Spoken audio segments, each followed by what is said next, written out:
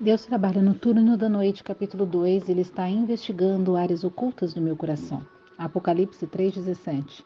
Pois dizes, estou rico e abastado, e não preciso de coisa alguma, e nem sabes que tu és infiel. Sim, miserável, pobre, cego e nu. Joyce e eu estávamos procurando uma casa nova e a ideia me preocupava. Não se trata de não querermos, nem precisarmos de um novo lar. Nós havíamos morado na mesma vizinhança, na mesma esquina, nos mesmos cômodos apertados e sem quintal durante quase 15 anos.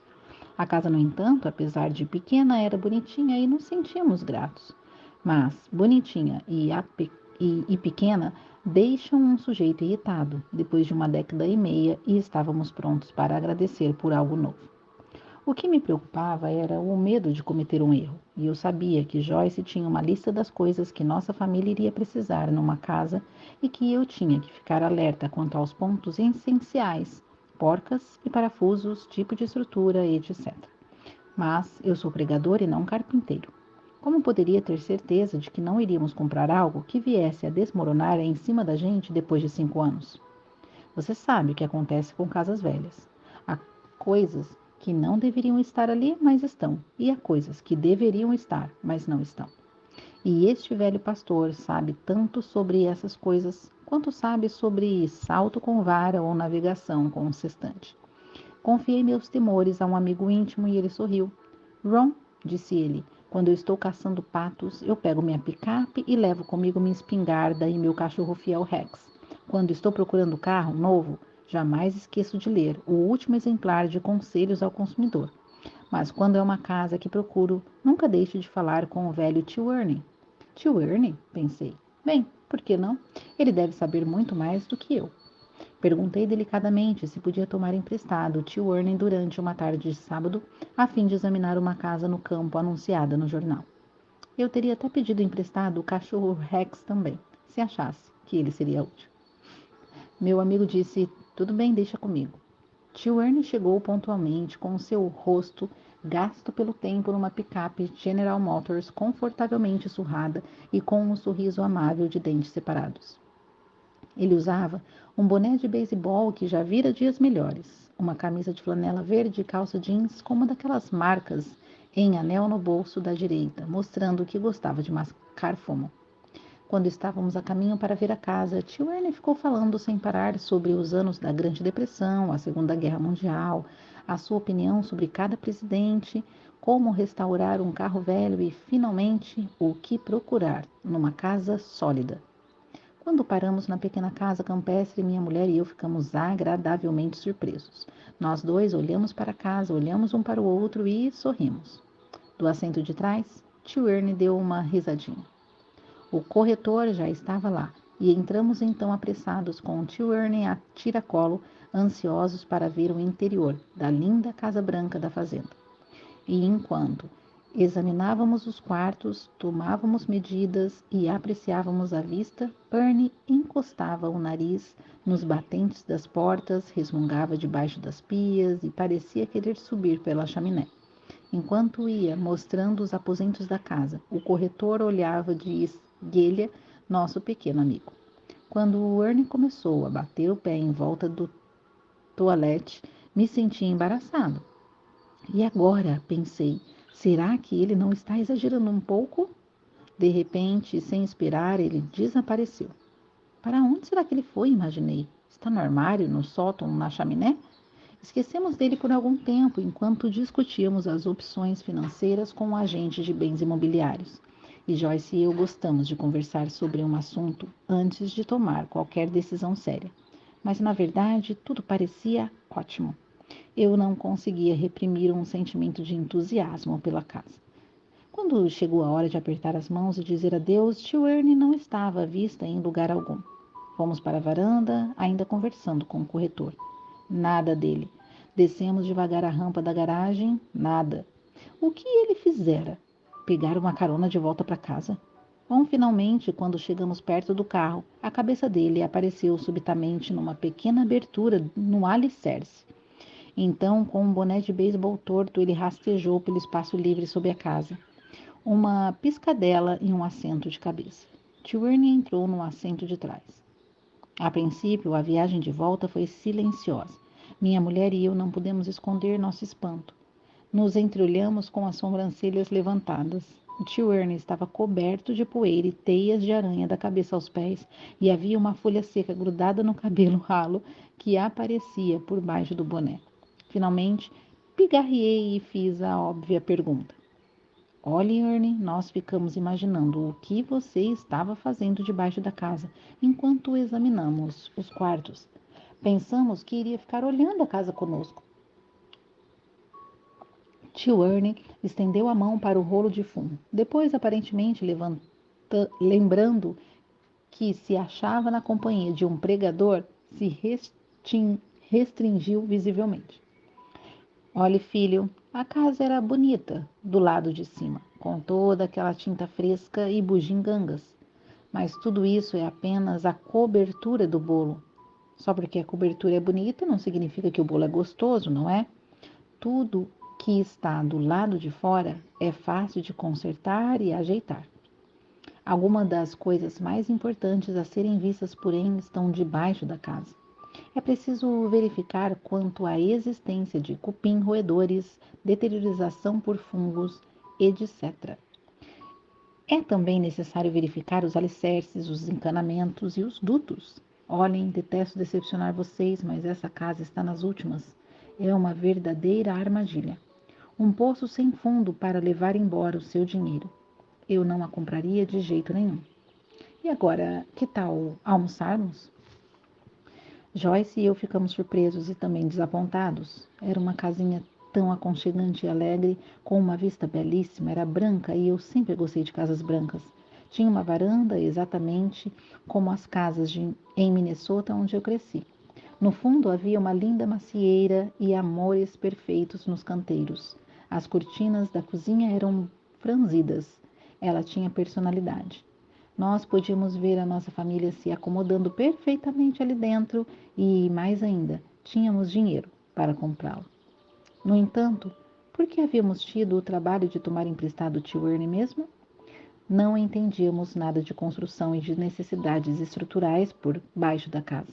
Por mais difícil que fosse admitir, o tio Ernie estava provavelmente certo. Toda a maquiagem podia ser melhorada com um toque superficial. Se você não souber o que deve procurar e exatamente onde deve olhar debaixo do assoalho e entre as paredes, não poderá ver todas as falhas e danos irreparáveis sofridos pela casa através dos anos. O ponto das investigações de Ernie tive finalmente de admitir é que elas não foram superficiais. Ele sabia o suficiente para verificar tudo, e pelo preço de um sanduíche e um milkshake, ele sem dúvida salvou a família de muitos problemas. Tio Ernie é um ótimo inspetor de casas porque sabe que o valor de um imóvel não está naquilo que pode ser visto, mas no que não aparece. Ele sabe que tinta branca, papel de parede florido e amores perfeitos ao longo da estrada, assim como cortinas franzidas e anjos na janela, não significam muito no contexto final. Ele sabe que ao examinar o sótão você fica sabendo se a estrutura é sólida. Sabe que, olhando debaixo da varanda, pode observar se os alicerces estão bem firmes. Sabe se a casa vale o preço pedido e pode dizer com um olhar o que está certo e errado. Ele teve anos de experiência espiando por sobre as vigas e debaixo das tábuas do assoalho. No entanto, ele não é o único que sabe se arrastar por baixo das casas e verificar as chaminés. A doutrina do exame do coração foi uma das mensagens mais controversas que Cristo trouxe ao mundo. Numa cultura onde as aparências externas eram tudo, Jesus abalou os líderes religiosos desde a cabeça até os pés bem calçados em sandálias. Ai de vós, escribas e fariseus hipócritas, porque limpas o exterior do copo e do prato, mas estes, por dentro, estão cheios de rapina e intemperança.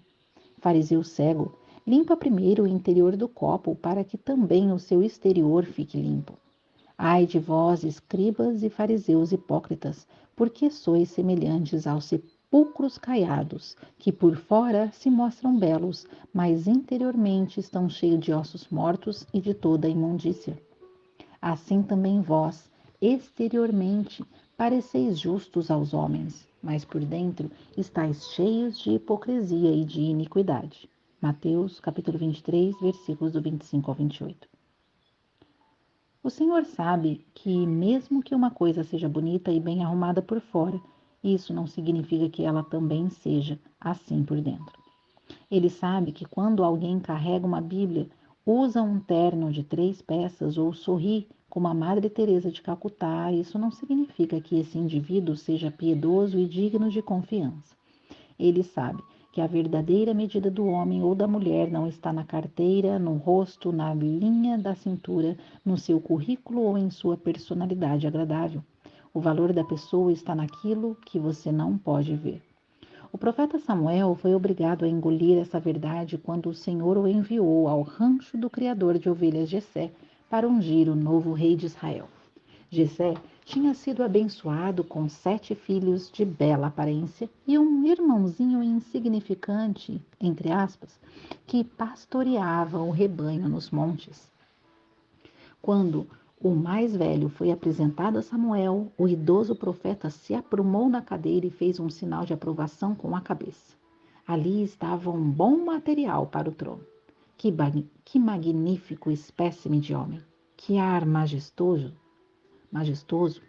Seus ombros eram largos, seu sorriso mostrava dentes brancos e brilhantes e tinha uma bela barba encaracolada. Salve o chefe! A mão de Samuel devia ter se dirigido para o óleo da unção, quando a voz do Senhor o deteve.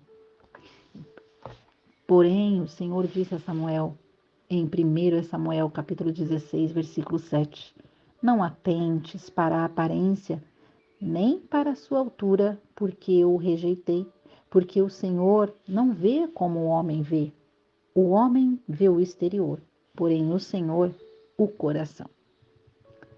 Deus sabe que há mais numa vida do que uma boa aparência e Ele sabe que aquilo que você vê não é necessariamente o que obtém. Nossa cultura é mais obcecada pelo exterior do que ao primeiro século. Gastamos milhões de dólares por ano em cosméticos, roupas de grife, calçados esportivos, certos ou poções para os cabelos, salões de bronzeamento e centros de regime. Tudo para nos dar uma boa aparência. Todavia, o próprio rei Davi, o jovem esquecido pelo pai, pelos irmãos, por Samuel e por quase todo mundo, mas não pelo Senhor, disse: Eis que te comprases na verdade, no íntimo e no recôndito me fazes conhecer a sabedoria. Salmos, capítulo 5, versículo 6. Ele escreveu novamente em Salmo 139, sonda-me, ó Deus, e conhece o meu coração. Prova-me e conhece os meus pensamentos. Vê se há em mim algum caminho mau e guia-me, ó Pai, pelo caminho eterno. Davi reconheceu que aquilo que impressiona as pessoas não impressiona Deus. Só porque uma casa tem um jardim bem tratado e placas e quadros cristãos na entrada, isso não significa que a família lá dentro não está se deteriorando. Só porque um homem se levanta para ensinar a Bíblia e inspira confiança, deixando cair pérolas de sabedoria numa voz bem modulada, não significa que o seu coração não esteja tão morto quanto madeira petrificada. Só porque você se ocupa com as atividades da igreja, carrega uma Bíblia no painel de seu carro, ouve emissoras cristãs e sabe falar como um cristão, isso não significa que corrigiu todas as falhas estruturais profundas e provavelmente perigosas em sua alma. Ouça o que o Senhor disse a um grupo de crentes confortáveis, de boa aparência em Laodiceia. Em Apocalipse 3, versículos de 17 e 18. Pois dizes, estou rico e abastado e não preciso de coisa alguma, e nem sabes que tu é infeliz. Sim, miserável, pobre, cego e nu. Aconselho-te que de mim compres ouro refinado pelo fogo para te enriqueceres, vestiduras brancas para te vestires, a fim de que não seja manifesta a vergonha da tua nudez, e colírio para ungires os teus olhos, a fim de que vejas. O Senhor sabe o que está em nossa vida e não deveria estar, e que não está, mas que deveria. Ele vê o que é óbvio e o que se encontra oculto, enquanto outros talvez avaliem a nossa vida pelas medidas externas, à luz brilhante do dia, o Senhor está ocupado no turno da noite, trabalhando nas áreas escondidas que os outros não podem ver. Isso me consola pelo menos de duas formas. Primeiro, é encorajador lembrar que ele vê os pontos positivos em meu coração que ninguém mais observa ou nota. O nosso mundo não considera os valores, compromissos e fidelidade como prioridades absolutas, mas Deus considera. O mundo não vê aquelas decisões angustiosas tomadas em segredo, mas Deus vê. O mundo não vê as vitórias em minha vida mental, mas Ele vê. O mundo não toma conhecimento de minha fidelidade a uma promessa sussurrada, mas Deus toma. As coisas ocultas significam tudo para Ele. Ele vê através da tinta gasta e do papel de parede rasgado da minha vida para me dar crédito pela madeira em um bom estado debaixo deles. O segundo consolo é que o seu Espírito me ajuda a identificar as áreas em minha vida que necessitam de polimento e ajuda antes de se tornarem problemas sérios. Ele trabalha em mim. Há ocasiões em que sinto que ele me deixou no escuro e penso que não poderei achá-lo. De repente, ouço um baque, um som e sinto algum movimento nas áreas mais profundas do meu espírito. Ele parece surgir repentinamente dos lugares mais extraordinários em minha vida. Então, como o tio Ernie, ele me conta o que encontrou e o que precisa ser feito.